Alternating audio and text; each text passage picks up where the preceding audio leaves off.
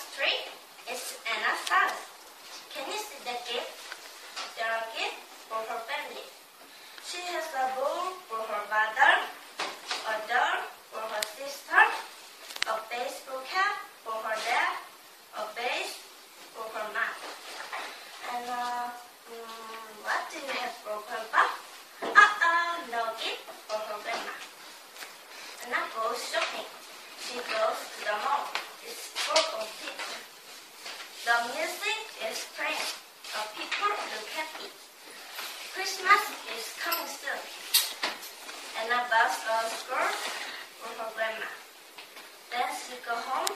She says, I'm done Christmas shopping. Anna buys a